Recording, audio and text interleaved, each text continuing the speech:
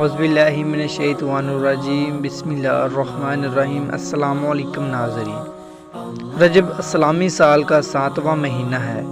اللہ رب العزت نے تمام مہینوں کے مختلف دنوں اور راتوں کی اہمیت و فضیلت اور ان کے خاص برکات و خصوصیات بیان فرمائی ہیں، لیکن 27 رجب کو دین اسلام میں ایک نمایاں اور منفرد مقام حاصل ہے، کیونکہ اس رات اللہ رب العزت نے نبی کریم صلی اللہ علیہ وآلہ وسلم کو اپنے پاس بلا کر اپنا دیدار کروایا تھا۔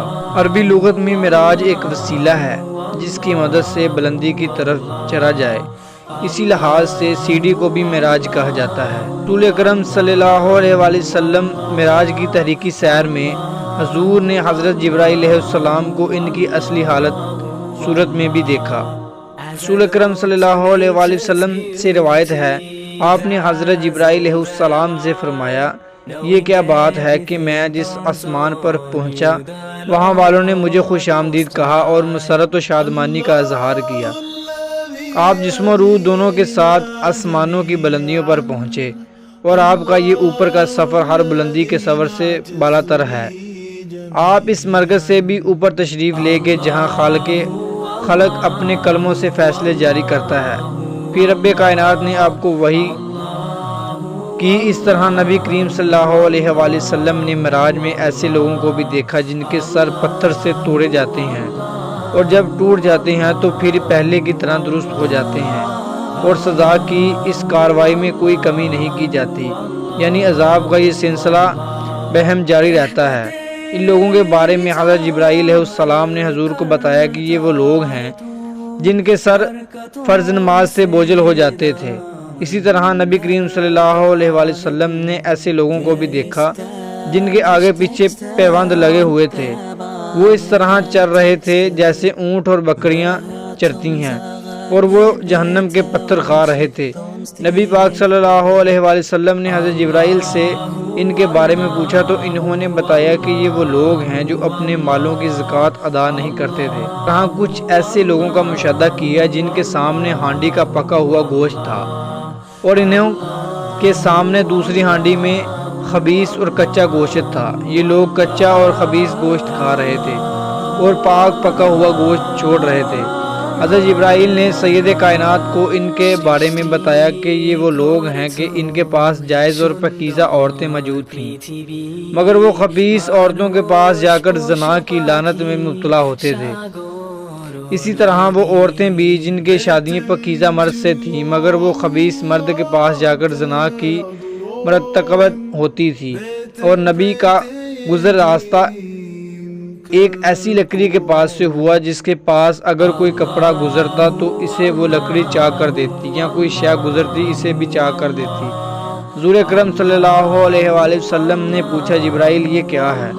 حضرت جبرائیل نے بتایا، آپ کی امت کے وہ لوگ ہیں جو راستوں پر بیٹھتے اور راستہ کاٹتے کرتے ہیں۔ پھر نبی صلی اللہ علیہ وآلہ وسلم ایک ایسے شخص کے پاس آئے جو بہت زیادہ لکڑیاں جمع کر رہا ہے اور انہیں اٹھا نہیں پا رہا اور زیادہ کرتا جا رہا ہے۔ نبی پاک نے پوچھا، جبرائیل یہ کون ہے؟ حضرت جبرائیل نے جواب دیا، یہ آپ کی امت کے وہ شخص ہیں جس کے پاس لوگوں کی امانتیں ہوتی اور وہ ان کی ادائیگی پر قادر نہ ہوتے اور مزید جمع کرتا جاتا۔ وہ ان کو اٹھانا چاہتا ہے مگر اٹھا نہیں سکتا۔ اس طرح شب معراج میں نبی کریم صلی اللہ علیہ وآلہ وسلم نے ایسے لوگوں کو بھی دیکھا جن کی زبانیں اور ہونٹ لوہے کی کینچی سے کاٹے جاتے تھے، اور جب بھی کاٹ دیے جاتے پھر دوبارہ صحیح ہو جاتے۔ اس سلسلے میں کوئی کمی نہیں آتی، یہ سلسلہ برابر جاری رہتا۔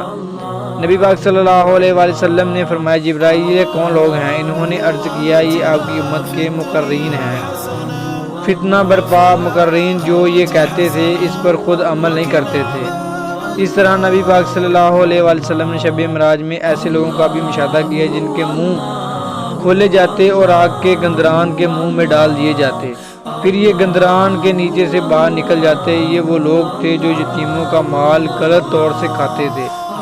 جو لوگ یتیموں کا مال ظلم کے ساتھ کھاتے ہیں وہ صرف اور صرف اپنے پیٹوں میں آگ کھاتے ہیں، اور وہ جلد ہی برکتی آگ میں داخل ہوں گے۔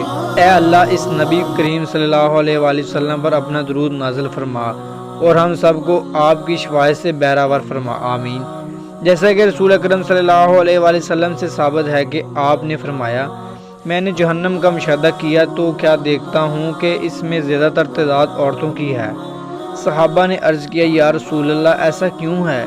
نبی کریم صلی اللہ علیہ وآلہ وسلم نے فرمایا اپنی ناشکری کی وجہ سے۔ عرض کیا گیا کہ وہ اللہ کی ناشکری کرتی ہیں اور احسان فراموشی کرتی ہیں یا شوہر کی ناشکری کرتی ہیں احسان فراموشی کرتی ہیں؟ اگر تم کسی ایک کے ساتھ زمانہ بھر تک احسان کرتے رہو پھر اس سے ذرا سی بھی فرق کر دیکھو تو کہہ اٹھتی تم سے تو میں نے کبھی کوئی بلائی دیکھی ہی نہیں۔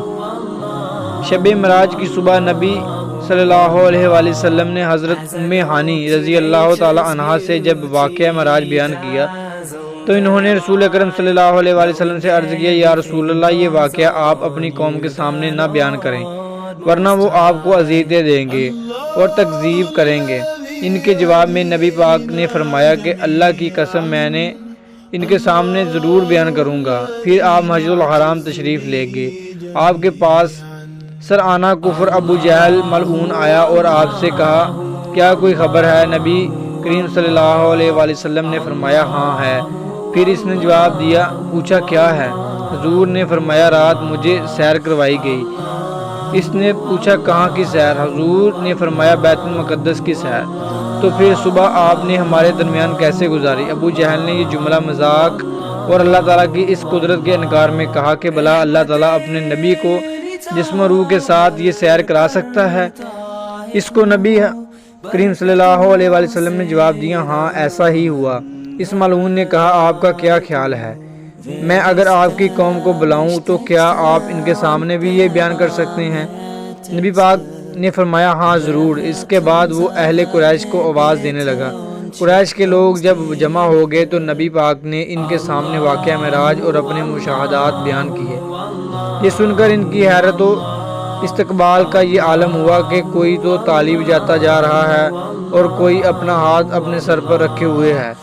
ایک ضعیف الامان تو ایسا بھی نکلا جو مرتد ہو گیا اور کچھ لوگ ورگلانے کے لیے رسول اکرم صلی اللہ علیہ وآلہ وسلم کے محبوب صدیق اکبر سیدنا کے پاس گئے، لیکن سیدنا ابوبکر صدیق نے ایمان کی بات کہی۔ آپ نے فرمایا اگر آپ نے یہ بات کہی ہے تو یقیناً سچ ہے۔ اہل قریش نے کہا آپ اس واقعے میں بھی اس کی تصدیق کرتے ہیں؟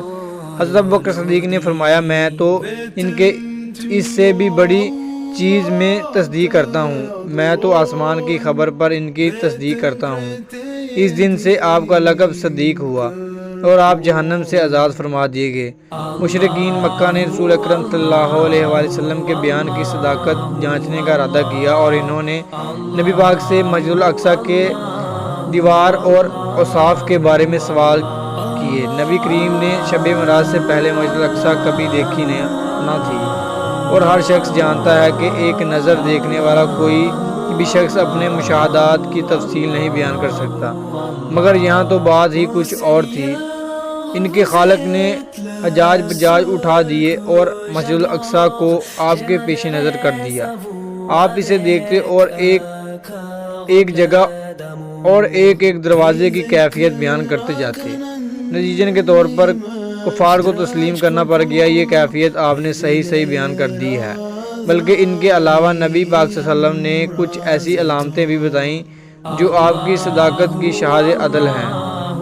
آپ صلی اللہ علیہ وآلہ وسلم نے حضرت فرشتوں کے ساتھ آئے، دروازے سے آنے کی بجائے چھت پھاڑ کر اندر آئے، آپ کو اٹھایا اور حتمین کعبہ لے گئے، وہاں سے زمزم کے کنویں پر تشریف لے کے پانی سے دھویا اور ایمان و حکمت سے اس کو بھر دیا گیا۔ حضور اکرم صلی اللہ علیہ وآلہ وسلم کے دونوں شانوں کے درمیان مہر نبوت لگا دی گئی۔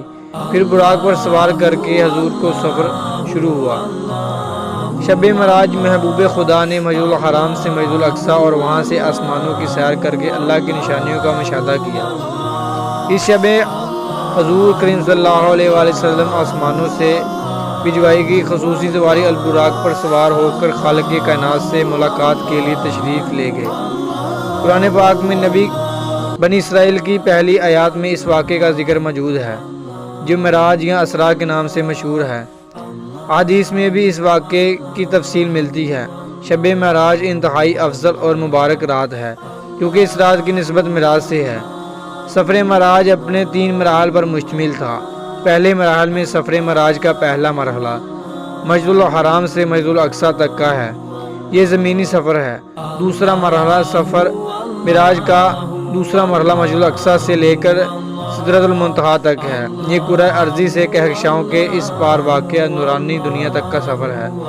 تیسرے مرحلے سفر معراج کا تیسرا مرحلہ سدرۃ المنتہا سے آگے کعبہ قوانین اور اس سے بھی آگے تک کا ہے۔ چونکہ یہ سفر محبت اور عظمت کا سفر تھا اور یہ ملاقات محب اور محبوب کے خاص ملاقات تھی، لہٰذا اس دوران محبت کو راز میں رکھا